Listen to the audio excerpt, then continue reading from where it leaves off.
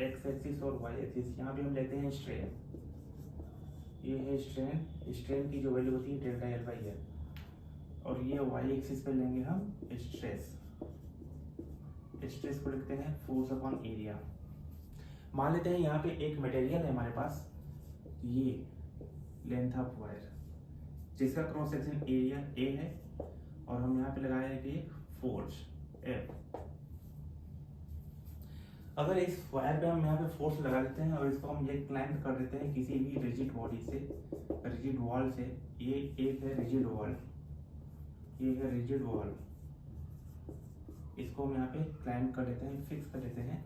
अब हम यहाँ पे लगाएंगे फोर्स, तो हम यहाँ पे क्या दे रहे हैं, इसको स्ट्रेस दे रहे हैं, फोर्स अपॉन एरिया, ये हो गया स्ट्रेस। जैसे ही स्ट्रेस यहाँ पे लगेगा तो ये इलोंगेट होगा, कितना इलोंगेट होगा, इनिशियल में इसकी लेंथ है एल, थोड़ी देर के बाद इसकी लेंथ कुछ चेंज हो जाएगी डेल्टा एल, तो delta L upon initial length, इसी को बोलते हैं स्ट्रेन। और हुक्स लॉ के अकॉर्डिंग, जो हुक्स लॉ होता है, हुक्स लॉ बोलता है कि stress is proportional to strain, stress is proportional to strain, यानी कि force upon area proportional to delta L upon L. अगर हम यहाँ पे प्रोपोर्शनल हटाते हैं तो फोर्स अपॉन एरिया होगा यहाँ पे एंग्स modulus delta L by L. अगर हमारा 1D है ऑब्जेक्ट, कोई लेंथ है, तो उस केस में एंग्स मॉडुलस होता है। अगर यहाँ पे लेंथ ना होके 2D होता तो यहाँ पे चेंज हो जाता, उसको बोलते हैं शियर मॉडुलस। अब हम यहाँ पे कर्व बनाएंगे कि जैसे इसको हम इलोंगेट करते जाएंगे, कितना फोर्स लगाएंगे आगे, अगर फोर्स कंटिन्यू बढ़ता जा रहा है तो क्या होगा आगे।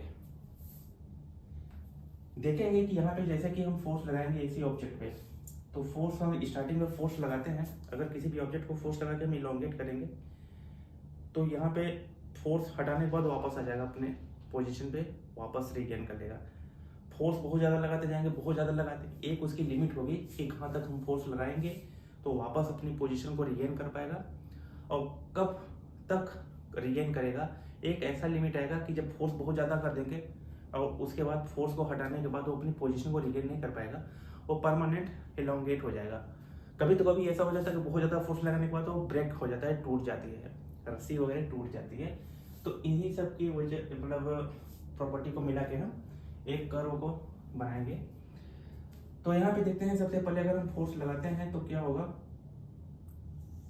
कुछ देर तक तो ये हमारा क्या होगा, स्ट्रेट, बिल्कुल ये कर्व हमारा स्ट्रेट ऐसे जाएगा, ये कर्व नहीं बनेगा, बिल्कुल स्ट्रेट, पॉइंट ए तक होगा स्ट्रेट, ओरिजिन से लेके ए तक स्ट्रेट होगा। ए पॉइंट तक बोला जाएगा यहाँ पे प्रोपोर्शनल लिमिट में है ऑब्जेक्ट हमारा, यहाँ पे जिस रेशियो में हम यहाँ पे स्ट्रेस लगाएंगे उसी रेशियो में हमारा स्ट्रेन होगा यहाँ पे। अब जब ये दोनों बिल्कुल प्रोपोर्शनल लिमिट में होंगे तो ये जो ग्राफ बनेगा यहाँ पे कर्व बनेगा।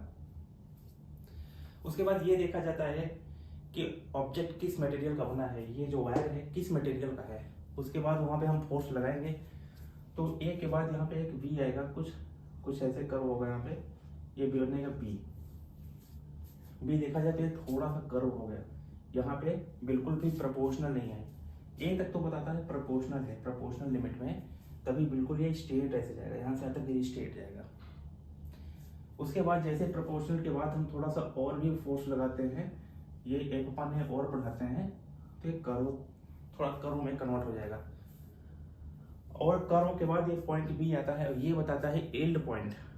एल्ड पॉइंट का मतलब इलास्टिक लिमिट, उस ऑब्जेक्ट की लिमिट कितनी है, ये कब तक कर्व बनेगा, यानी कि यहाँ तक तो रहेगा तो श्योर है कि अगर फोर्स को हटा दिया जाएगा तो अपनी पोजीशन को रिगेन कर लेगा।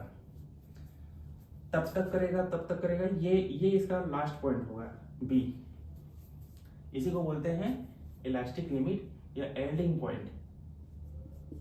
इलास्टिक लिमिट, ऑब्जेक्ट की अगर इलास्टिक लिमिट तक हम ले जाएंगे, उसके बाद फोर्स हटाएंगे तो वो अपनी पोजीशन को दोबारा रिगेन कर लेगा, जितना इनिशियल में था उसकी लेंथ वो वापस अपनी पोजीशन को रिगेन कर लेगा फोर्स हटाने के बाद। बट मान लेते हैं अगर इलास्टिक लिमिट तक आ गया है, अब यहाँ पे आने के बाद हम फोर्स को कंटिन्यू बढ़ाते जा रहे हैं और बढ़ा दिए, अब ये पॉइंट आ गया सी।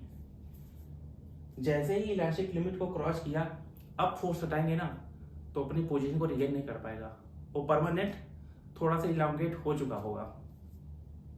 मान लेते हैं बिल्कुल न्यू ऑब्जेक्ट है, उसकी लेंथ है L, अब उसके इलास्टिक लिमिट से भी ज़्यादा हमने फोर्स लगा दिया वहाँ पे, और फोर्स हटाने के बाद वो L से L प्लस डेल्टा L हो जाएगा, उसकी लेंथ में परमानेंट बढ़ जाएगा, उसकी लेंथ परमानेंट थोड़ा सा बढ़ जाएगा लेकिन बढ़ जाएगा, अपनी पोजीशन को रिगेन नहीं कर पाएगा।